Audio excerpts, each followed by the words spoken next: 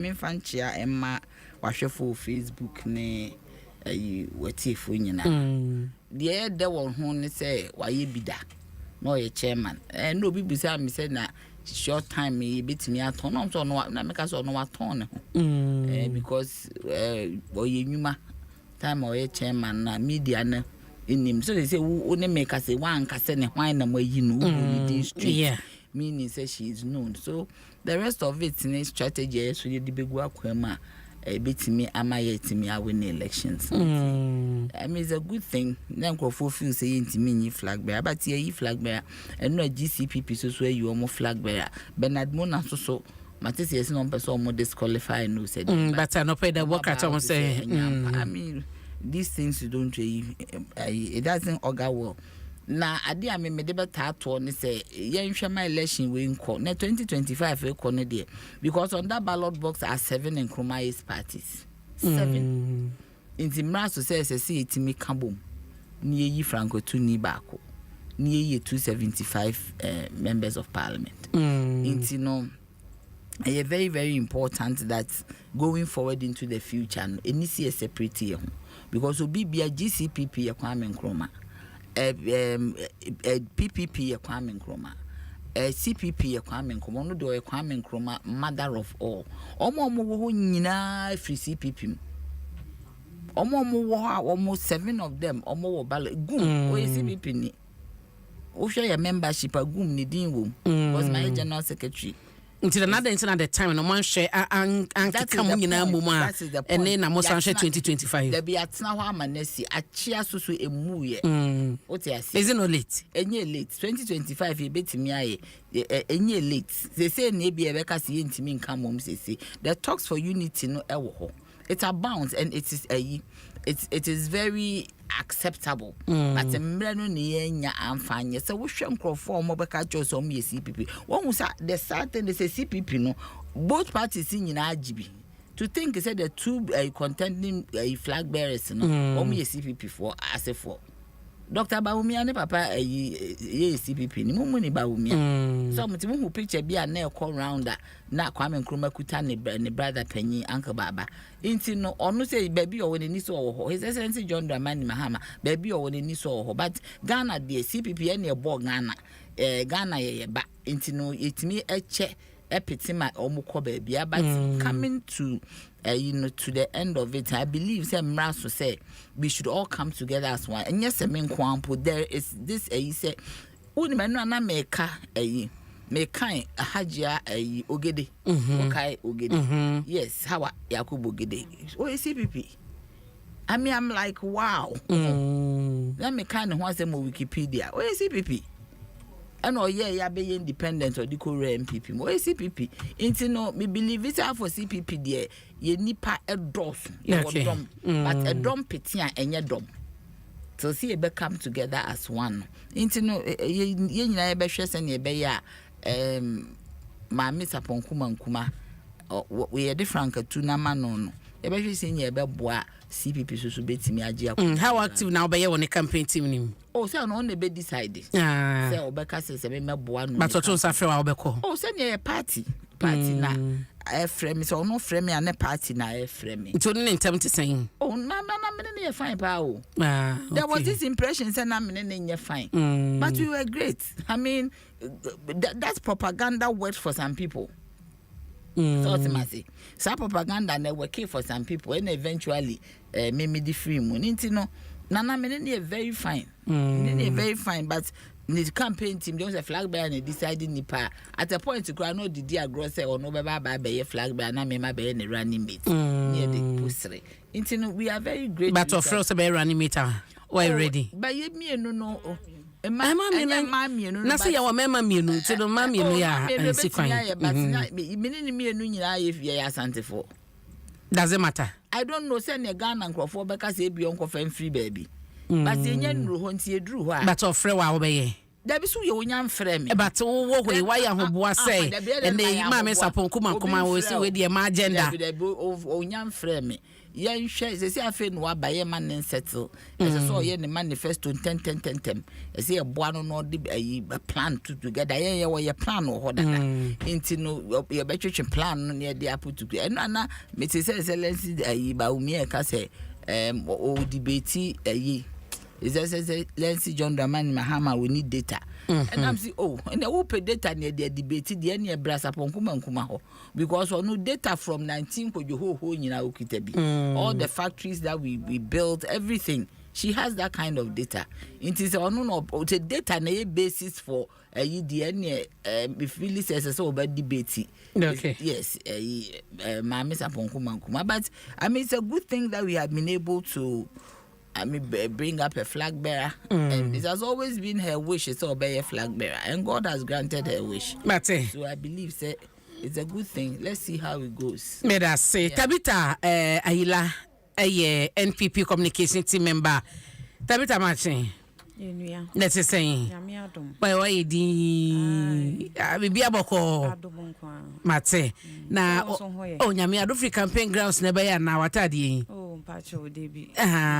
But said ye na any mono. We are in the campaign season and we are in the campaign mood. Mood into no baby I beko biano ye campaigning. Mate. Intimate ha crampona mashe MPP for Atadiano. It is one way of campaigning to my listeners. Say ye wo a good material obey to me at the Ghana ako enim. Wo share the history of Ghana. Vice President Sayanya so far. Obi eniwa wo to me aye outstanding to say ye candidate Dr. Mahmoud Bawumia.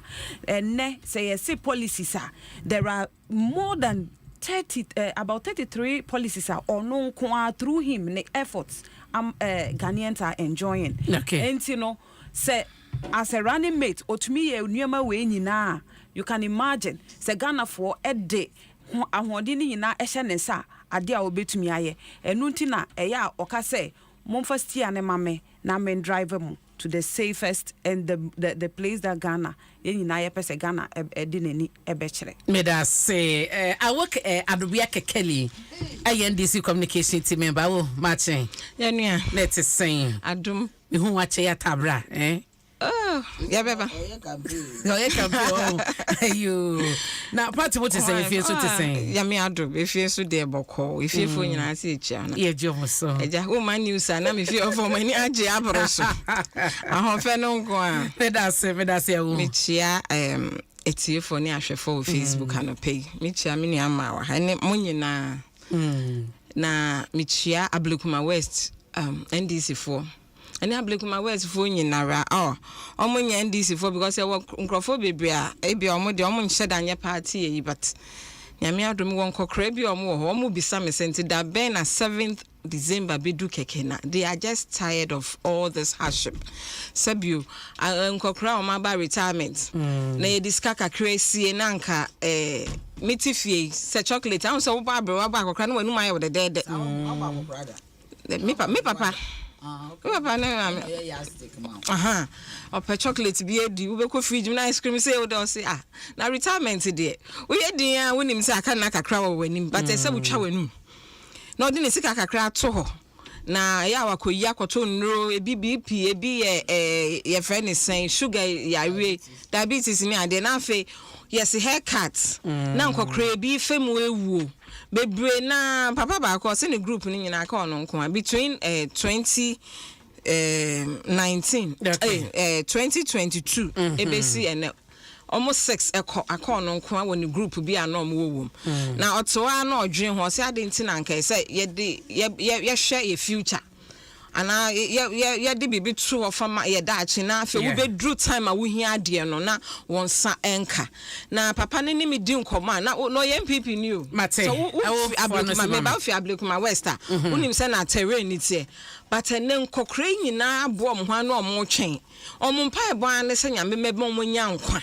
na 7 December aba beto om na om yi abanbo ne ye free so na se na be ye om so because uwo ndaso bia ma won kwa kra ye den it adds up to your years. Mate. And my wo free montem. I won't Adobia kekeli. Mama na said that for your sasie and your topics on the didi kind a galamsey e ho asem. Ai nana me sanso hia mo de se munyina makoye mai e nana ye boss no yare asa enro ya omode ye galamsey no e deba e ma pemfo ne kwada e deformed ombeba omonai omano omonsa fingers nyina eni ho nyina yesa chemicals ya apemfo ne consume ye na anya effect on kwada no so babia galamsey kuna bedru ni the extent of damage uti ko ho ye den abna galamsey asem de ya ahometi o I mean the latest one cry me hu a pollution ekosi no see mu se niam bebre wo mu man ekrobi wo ho asi no ene mu no nya sika because of tourism the beaches na hwe ade a asi it is very unfortunate very annoying it is very wicked and me nwanwa se ye friend ne say emra esese ye de ye shemra me believe it's emra ya she but the enforcement of the laws and the ebufu wo mu ni equalization a ewo ho we ya we si na we na ye ne kese na we na so it means omo mienu nyina ye ana o te maze o si we na ye ne kese na we na ye ne kese it is ahmetism but the ya wo mu ne say government awo wote akonya so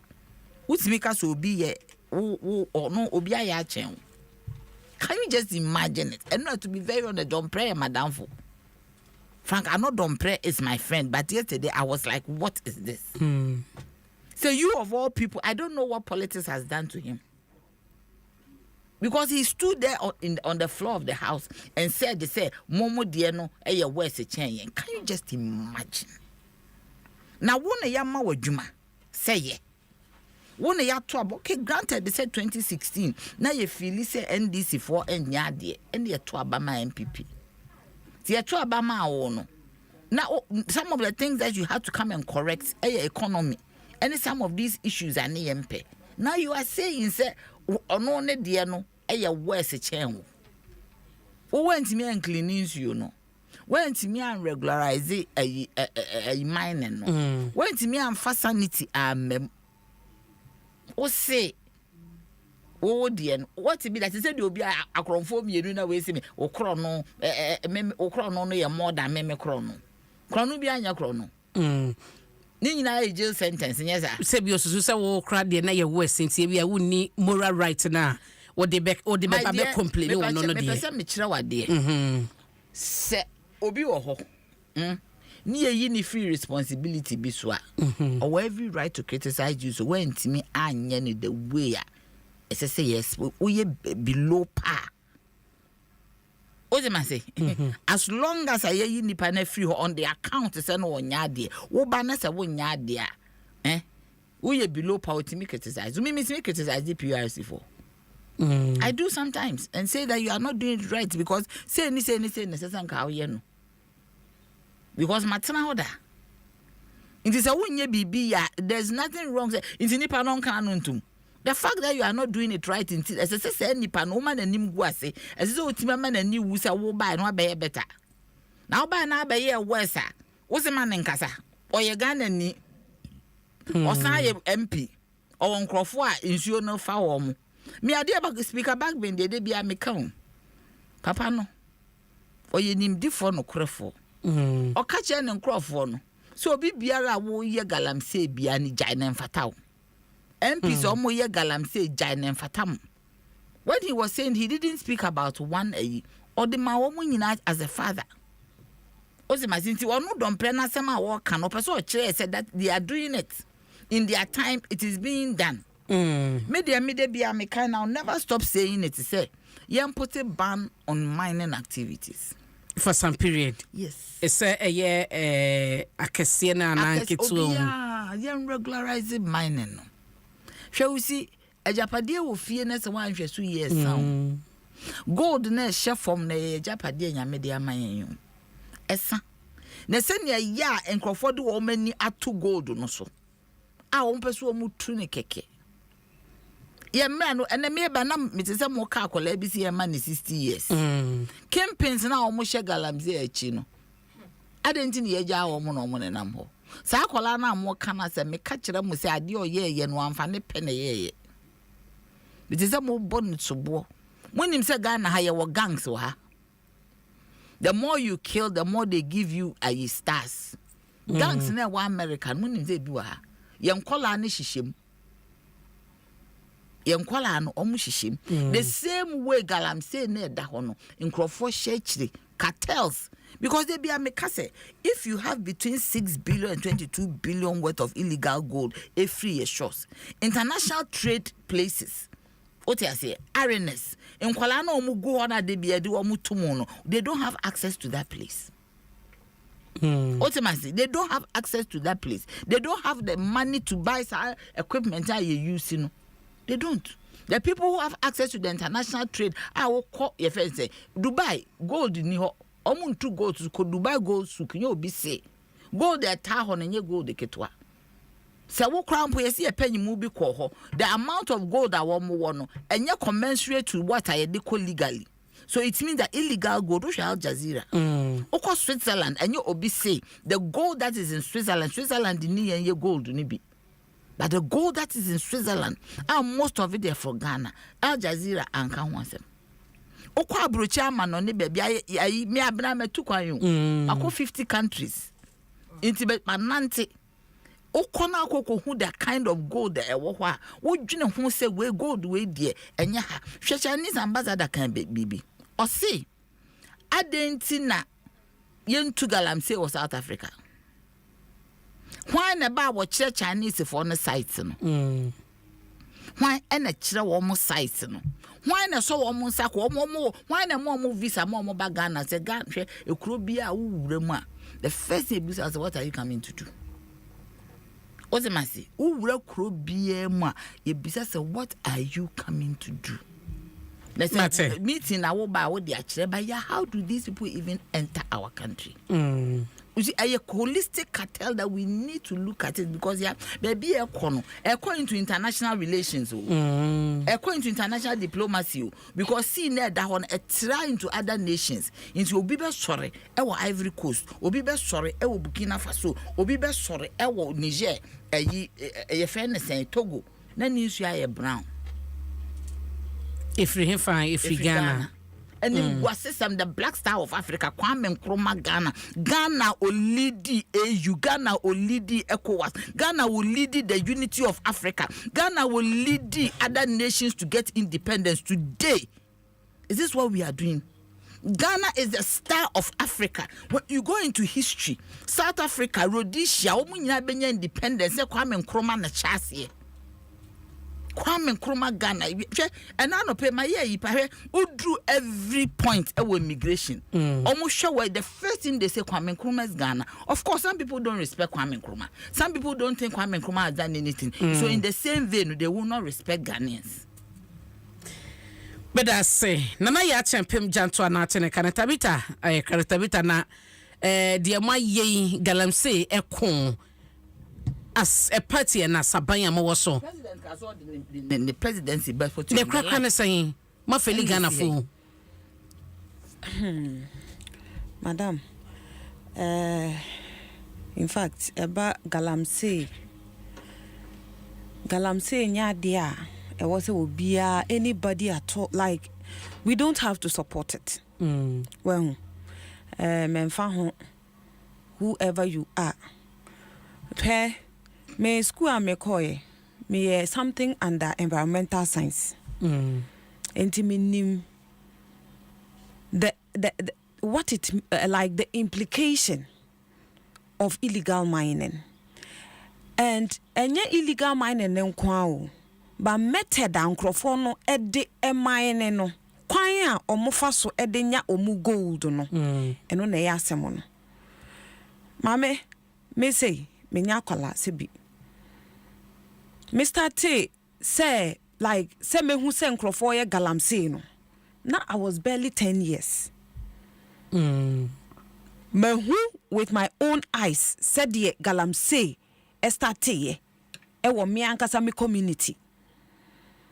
enti sa woka say galamsey hasn't been a national issue for a very long time and na ebia you will have to go and revise your notes. But when you ade yemfa ne say nkwala mienu kontokwa obeti anaba akusu as penyino no first thing they say obebisa ne say adenti na wo ye de wusu but say wuba now we put the other person without interrogating their seer, you may just be beating the wrong person. Adenti na make sa ebia onu akwote what say the kekeli te ho sei na me de mensa ba bebo kekeli na kekeli nso yi nensa abo masum na me de me se me efi se me we nti princess nti no mesu ama me maame aba bebo ame anya bia eyefe. What am I trying to say? There may patch and say galamsey a problem wa exist here enyene. Say you be trace the history of galamsey pa you be who say 2010 mu enankrofo started say omo excavators everywhere forest everywhere unapproved areas galamsey. Na nye bia the devastation excavators cause to the land no any vegetation no enya asemo ketwa but asemo we no eya ye mpese e be de ye be boso eno ane se nana do ekufuado ese se ono edane omampanyini a or then the presidency will put it on the way said ye be ya obetumi aye akọ galamsey we dey me pa chewo say be kaya government ben anase aban ben e na aba be ko galamsey te said ye MPP aban aba be ko galamsey aban bien ni ho in the history of Ghana watumi a fight galamsey enti galamsey no e ya dia that existed for a long time and it has now become a monster. Until after the fight na waka ho asem the results to show no wen enti na me bobo make kan komani mo no the ugly truth ne say Nanado Danko Ekufuado the force no ode climb down galamsey ema anu bre ase kakra ase ye home na ye beti animo no na enkrofo no have gone back again. Adenti na mekasa ye nyina yete Operation Vanguard e wo Ghana ha yete Operation Halt e wo Ghana ha yete say ya chichi nkrofo akokotum e wo Ghana ha yete pa say under this same government ya chichi nkrofo amomako omukrom meboa ya sanso ate say excavators and nkrofo they say water bodies no aban no e hihye bi ejiji bi niema bebre na yan kasakra no yan nkrofo were affected omo jiji omo excavators hihye. At the end of the day the kind of operation na ankosiaga ya dispatching security personnel say omonko galamsey areas na omonko boa to climb down galamsey. What did they do? Some of them ended up being in bed with the illegal miners and they continued with the devastation. Dear me patron say you be cool galamsey. Now you still have leaders and Crawford or more person or more beba abaimu ejina bedroom e ka kire Crawford say me de moto mamia me ba me mama ya galamsey as for Nanado Danko Ekufuado ene de MPP de onpe masem enti no say ma munye galamsey wo chiche ebi tum na ebi ka say ye chi mutum a me ba be bie mu who say as a fight no we are not fighting it together.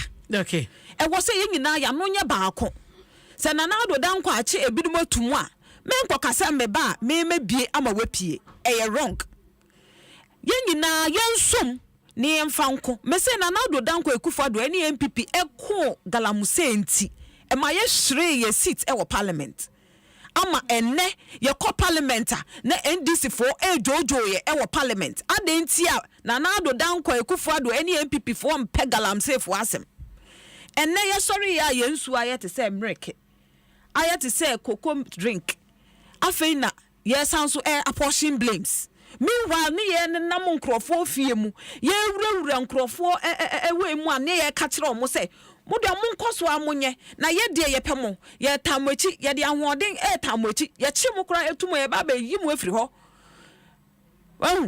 asemo no nso ne se galamse ya eneja ebinmu ede aduane hwe omo fiefo tabitafo no siba me enti asemo no ye baako Dr. Mahmoud Bawumia osise nyame adom no no bedane president a wo hu pass force na ye use ye no amoaye enti ono obefa kwan foforo so one obe make sure say EPF why was say omoma enkrofo education ema omonti ase say de mu ye wrong say ni say na was say monye no o kire omo the right thing no o say obe decentralize EPA na omo akọ kire enkrofo a good way of mining edoso nti ebia ye kire wo ba na mabobo bia ka ho mate tabita na tene ka no okasa ema NPP na awo yes me nua ba galamse ku ne yekokese o mani nyine ko na obi chichire na ebi muso tachire esane sana enkobo na kwakosi ade na moyesa it's unfortunate when we are not consistent meaning say na me kan wotwem and na beti ma bo am wo de okan na yate yenko because if in one breath you are telling us say ye nyina yen kamum ni yen na another breath you are calling people out for what you are even picking out of context asama obiafa as a bible ukai Philippians it talks about or say them God will bless you good measure president whatever but before that one there was a clause. People don't read that one. Ono afane ono ebe ne dey be na tabita ti here. Minister if you want some about we no so because no person mu yusu enro kan wa menro na me hwe no because enro na me ofie man kwa ba bia na oni na am we studio. But fortunately, you know, the host corrected her. Into went me anto aso. HSA thank God and nekra de wan modin so obi kan hwan na ekogina baabi ekoka say ye chichimu a meyimu afrim asama me sister pen kan mo so yemfo obi nkoto ma he yes nkola na ye adwuma no nipa he no no concession na ono no oye eye na adwuma otu excavator kola ben wenye ska akoto excavator de ye adwuma se obi ntaye chi ina wakwa akoto no wasoma no kimpins no they don't go on the field though. They don't go to the mine to mine. Omo nko hobi. Nkrofo asebi ono te krase a school ya wan hobi. Ana se wawe school won shede ni hwe ye no. No makotwe omo bra. We kura akoba akoba. Sika obenya krase ni akote na officer. Because some of these jobs they will tell you say obi oti office kro nya a day ni awu nya no. Enti entice nkola no. Na omo so omo die meka akọ. Ni sa akola na wo akọche ne na. Odi ne tum no. Ono ne bone ne ne ewe he. Nipa na ota ye kire no. Ade na nkoche no. Na se ye kanu na Ghana ye nuanom MPP 40 ha. Say based on that enti ye be galamse more there. Then it's unfortunate. Abayo se me de me seat. Ohene ose me makonwa we me dey two online me dey two so say mentimi an stop galamse a me si fom ene wani magu ase a mo san penkrofo ene de NDC kra mo yesen yen it's unfortunate adenti no bi two aba etia NDC 2016 it's based on some of this nyoma mo be ka kire nkrofo NDC for say mo ba me ba ma be gu galamse me ba be shemu kena na mo dwuma akoso na yejie. And they were feeding you, they were giving you money for campaign. No more sponsor our campaign. Every week I was scan no more boa no more the brand MPP, no more the ma more pieces in those areas, and no more the year campaign. No more the winning election. No by also Operation Vanguard because at the end of it, it's not affecting you. Apart from me Chrome side in the idea. Eastern part in there, Mpensenpensenmu me Eastern part mo popo so nti ye ni gold ni bi wo ho. Nti omo the chebi side ni ade na omo 2 gold. E 2 ohene maami we kitchen echi. It's unfortunate. What you say? And ye pese ye ko sa nuoma we mu ni ye boa na nuoma ko ye na moto pese mo score cheap political points a emfa so de embre Ghana fo na ne in a political season a ye bre na ye hwe nsuo epo enye Ghana nko epo ene between epo no ni nsuo a yetu mu no ehọ kra ye se yetu the day you say nsuo mienu mi sounds very dangerous ho na fa Castro no I me person microphone nya side. Your friend say. You microphone me dey estuary. Into no. A hono na no mutu so nse na hwepo. Sister wo yi videos ni bi. Me dan na me hu video me dey che ma me ya ho joy.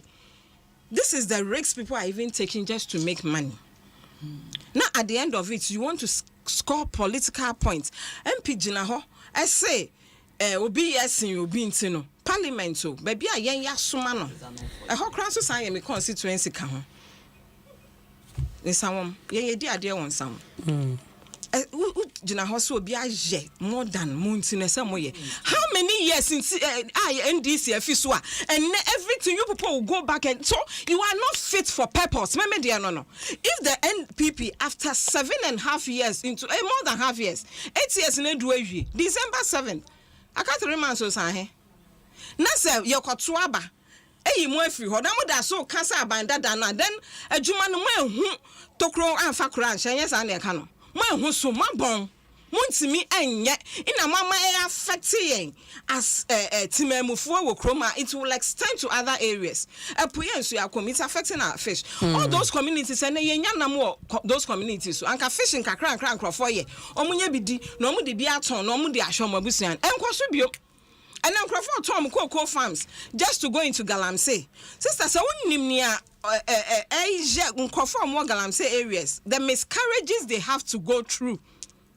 Me buy yeso anu kakra on say yeso anu ewura we nu eastern we nu me constituency me eastern region ewura those areas miscarriages in ma so we your banner so be o fie no anya miscarriage da unim how it feels like ye be wo akola no aye ba fine ye be wo akola na oninsa na ni ba ko ni ho ni ewu sabi ni o ma we egu ho ni oba be nyin say 9 months no nkwa wu nipa no kwakwa wu bibia beto ho ye nitima asaban we nitima magana for anka ye ntina ho as courtship political points anka ye be ma ye ni ada ho say me de me ma ban eto so me de me seat to so ma nyenti anka me minority no kra mo adwo anka so start impeachment because he said it by himself and he has failed us woefully. MPP has failed us because is it not minister or say MP ba ko no say ye the police ni bia ba ha munya de ana soldier for ba ha PC shoot them.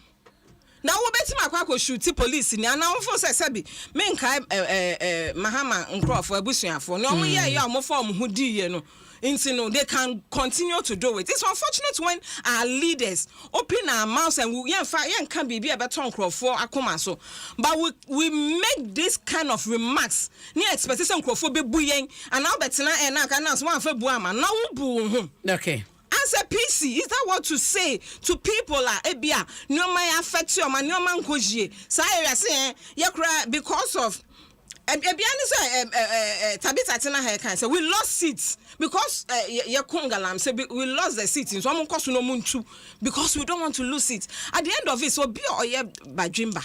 Now obia na join that honor. Oh, obe who said, eh, nsuo we ya me community ye no me. Say, inti sanka aban po kun we ya. Aden na ye ni aban tena se. No mwa ye ni yanso yenye den. Yankɔ ye nim ni yenye adwuma. Inti na ye Papa John Dramani Mahama we ye manifesto nim se. Ose or the framework be eba. Ye be categorizing nkrofo we say. Eya na ya kom nyina bom ni esi Galamsey. Ye were big mining companies now. Omo kro mo sheda nurse. Me sure so omo do 30 kra okroma. Those Obuasi mines, I mean, sure, so almost so, sir. Yeah, well, licensed small scale miners. Almost so me dome bed also, but mukita shovel and then mudi and yano excavators. Excavators here to Chroma. Yes, that she be no dear. Okay. In a binomo dear sound and ya wings, a fly, a sound called Echo Pierre Ewo appointees under this government and some no mudi true because MCET ne crash or 2 Galamsey wo DC 2 Galamsey wo e be den wa kon mo maka no na wo MPP ne apamo community mine yes be the community mine mama na say sister community mine na akwhwe nkrofo eguso wonya MPP card by remember kra won ka ho omo MCs ne ka ho omo MPs ne ka ho na omo chase Kennedy. So what are you telling us? Say NDC here, how many years ago? and not in a Ghana for see NDC, a 2 or more if you are not until now. You people can go back. You are not fit for purpose. More packing on your man. Made us say, Absa, also change your story, and they want to story a best sense. Oh, yeah, Absa customer. Dear, here, and it's our card now, Absa card Nikita or no, what they ebe dijuma best and predu, Busumi Munina, who you saw the guitar channels no, then also no, what dear dijuma best and prenum, and what Busumi Maquaniano, and the Hawkes next month, October, Busumi na ye, and a woman eche any partnuma baby, you know, will be a edge of 40,000 Ghana cedis, and tea, Bomodian Farm Sacra Dinimu, now so a winisika, when you're din dibia, Absa Cardinana dijuma, when your customer could be a counter no, or see your story matters, Absa, and Seka Crabin down a melody, and a public fast, you million to Mamma Nedada, some Mutemi and Quadana, who are day no more dear giddy no, sound energy ninano, and was so one of the man Quadanoa, Mount Sa and Camilo, none of Pabia Fetcher breakfast, a farmer, vitamin D, a womanty, a energy qua, a Sissi Quadano, a mama who desonco, into a beco aqua giddy no ano, Ugusua, a one who didn't be with mu, and no say or no milo no. FD Ajisanka to yetum, Senesosa and Mame. Now Ukita send dia na a yerimula, and I was a bibiano call, now Ukocha oil no, El Cosella, also perimula ni binadi cha oil na ye engine oil, a boye Emma or engine no, a tiapo a bibia, a contributing timbia paso de canecono, what is serimula and amano dia, not as a winning hod, Obequaba pepe, ya unkusio hobia, kana what dingin and a engine no, she engine suye for serimula. Edu juma self-filling station ya kohon ma obenye bi na aja wode acheke kano ene ni injia hoden electroland asema na tema ye wo ye bebie showroom se hono ma wosa oba tema community 1 ye ben telesale office no na asema se wo presby jansen home appliance bia opesa woto se ye Samsung na se Nasco TCL media sa brands ni nyina no ye woni home appliance bia ye wo hia ye ma 15% discount achede so buy one get one free and ye di Emma wo bra nebejo di obetumi afre yen 0503 159 739 Electroland was home of luxury but affordable appliances. Galamse hon koma ye die no nana ma memra ho ase amanyoko ni mi NPP ni ndisi abibia no obodi ya amanyosem we ekan we na asomasin so akogina na waka we nti de bia no mo mienu no mo de kom ho na ese obitumi kogina nso agya na wakwahunu so no wabati fe bebisa se na hwan ne hu nso no so oman no epe solution edi na wo say yes still na MPP NDC na say na makacho anase na yenye den makacho one SSC a banning mining activities why na banning the ministry government there are laws okay say me kokoji mining and minerals law na ye share where we can do because you see our country first unimade adia eye me fene senka MPP baye nanka NDC timika se MPP baye de nsuo nani ate otemase na Ghana fo timika se nsuo no ani ayeden ate na aya ahyenso de da ho ama government bi obeba after MPP say obefa konwa no na nsuo nani ayeden ate. These arguments about who did what because you see who ti akonwa so are different so otun for ti akonwa so nti no ahemfo no mo sabronum no watimi atu o ma de so do ma hene so ka se man obi anfa galamse man ne pesua so man pon hene ka the same thing who galamse wo there are so many people involved in this chain ahemfo ho family for ho your friend is saying campaigns no ho nyina collaborate but any Ghana where yakoma so we will not be able to do it the first because you see so share one day Musista station and I am someone there was demonstration about the citizens of Konongo asante achemfo no say one mo empene magalamse no nkoso say abanya anya hu bibia stop galamse otherwise no vote almost say do omo hu ya ne se nkrofo abababe start so omo etutu form ho ne omo shamfan ne ade na omo busa omo si o ya ma omo license omo ye feasibility study omo ni tie ye no na nkrofo to good enti me no me de me believe say there should be a total ban on any form of mining because say na never yejuma and say this is a we say at the end da ho no say almost started some the sanctions 2 years wa one hwe ye kwa ma ships crampo and magana and fa goods ma the entire bibisa se be yejuma no ya take galam stop operation Vanguard sadie ni nyina no na yesese abanede ko galam se na betanko si hwe bibia obeye bia if you have committed so what kind Professor Frimpong bought in a report you see the bia na mo ka na mo ye no Professor Frimpong bought in makane time and time again mo PURC 2006 to 8 no I'm a chairman I work closely with him na on chantro the kind of resistance I would internet and a force so no man never true on one report of what he has seen. Be any bitterness because position now also now or the cardiothoracic surgeon no me catch and so on compassion or call hard me catch and so on peshe or bisan me catch in the street so or party be or back our CPP or one be appreciating a cardiothoracic surgeon. We are seeing the first person who will team to perform a heart transplant. Ghana yemfi nipa nya hwe abrochira ankase ne esi asore no ye kura no kenye bini otimase cardiothoracic surgeon na no kura ebi ni Ghana ni na Ghana ebi ni ha ene obi e oboa ye ma yesi cardio ene obi akoho hwede omoye no inti ne bitterness ne de cardiothoracic surgeon otna se kura mpo no consult kura obedidi ne bitterness see ministry no mde no environmental and hwan mu de na ko ministry so enyo na ye in charge of ye fairness and mining no another ministry na ye in charge of mining inti de be no betimi aye do you understand me feel say nya bit ade a wo hu ye ena wo tworo ye okay and what the call but we need to have a concerted effort to say me nya sie blaming away can say me say sanka MPP ba power and na insuo na ni atia anka ye mo yensem ma wo mo yen fa ne say we dey granted they said before 2016 2010 they started see the excavators say call farms so say call asase so nanka mo ba ye no matimi abane because we hold you to a higher standard because of what you told us. Mate.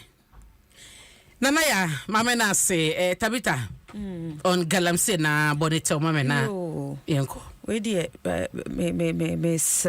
me sre pa ba sabo mo be dia to mo sama feli Ghana for ban galamse fight and the state are yensu ewo mo be dia to mo sama feli. Yeah, u bisa me sa question we ya. Manu ye eye ba ko. Ye mfeli ye. Okay. Just that your efforts didn't bring the desired results. And say you fail. You see you beku. Me buana yakun. Ye ni Ghana for akun. Ye ni galamseyes akun. Me ka say galamseyes they are still Ghanaians. Ye ni omu akun. Ye they are face so paama enyasa muketwa. But still the problem is with us. Mame fa kunya we na me fa nsre obi biara oye galamsey e wo Ghana say ye pomacho ye de nyame e pomacho say omuhu Ghana for mobo na say ye the military for ko na after some time enwama ye better then they retreat who say omu they relax a little, then they will go there just like said the Bible in the Bible. Yes, you can say obi ko plantain seeds.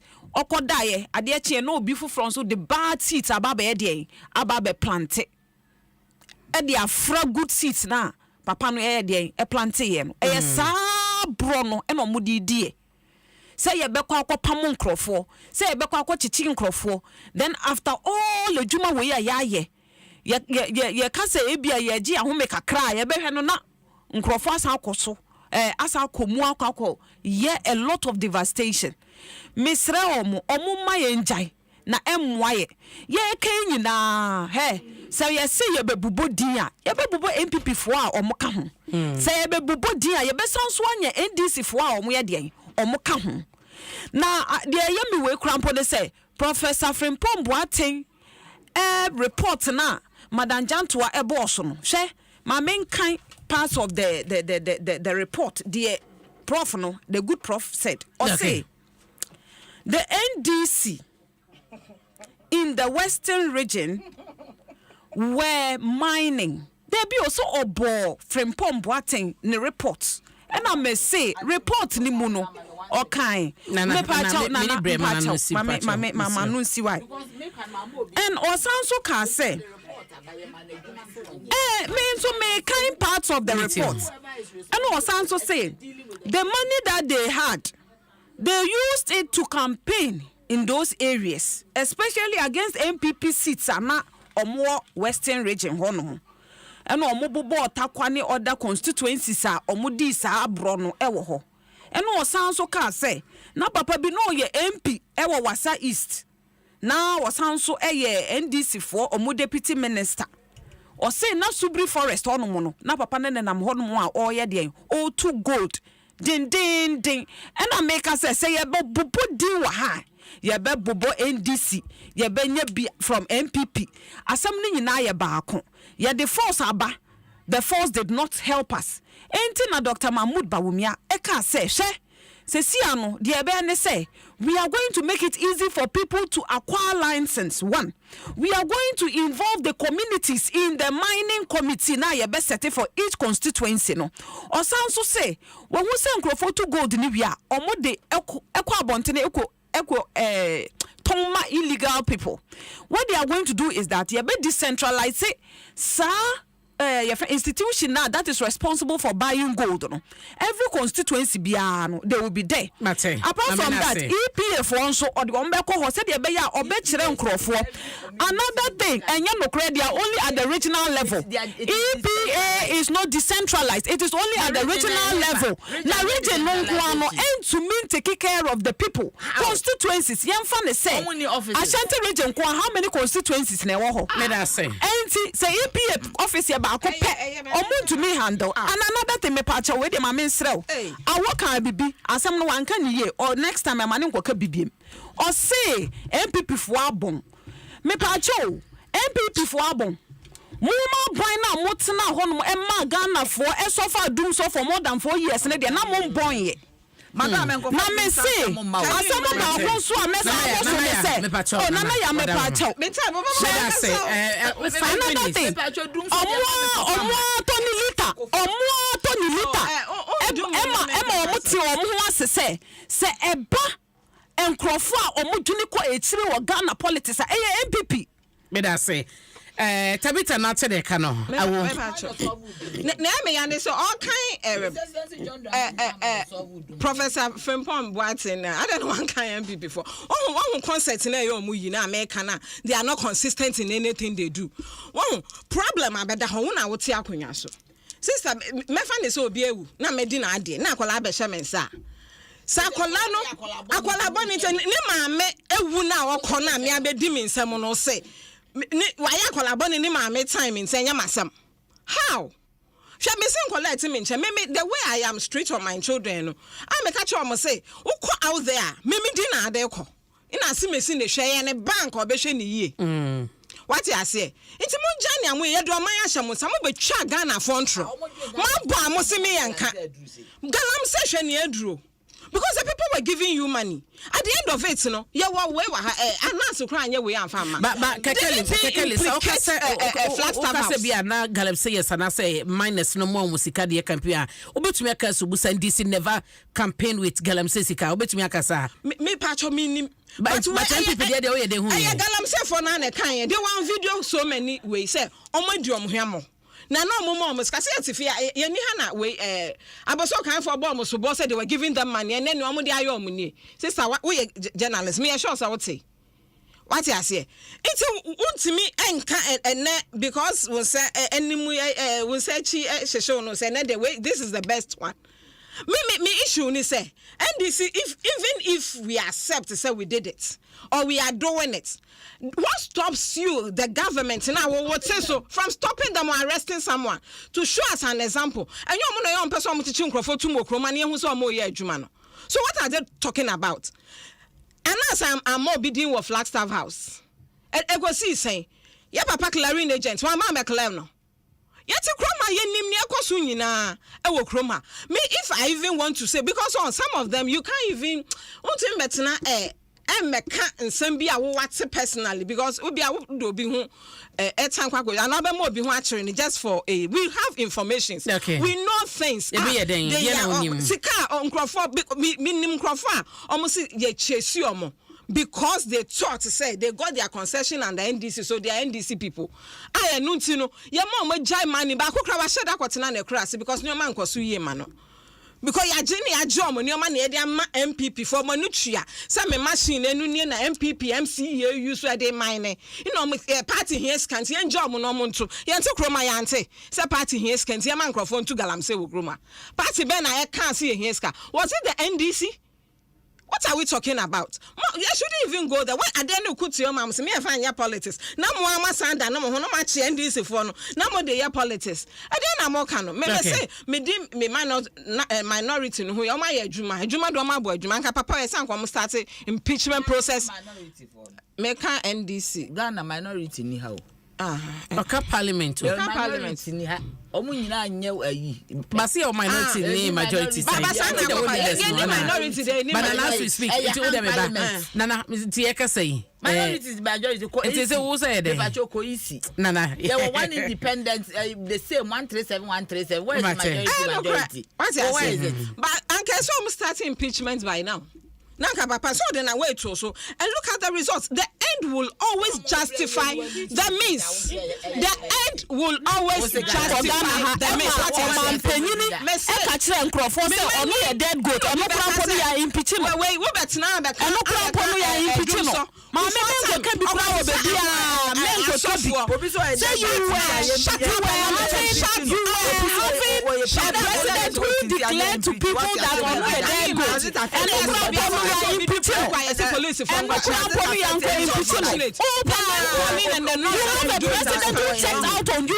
And that person you did not impeach the person. I was quiet, so shut up. Oh, you are lying. When I was talking, you interjected. I you interjected. My mic was. Madam, why? Please. Why you interjected? You have short memory like your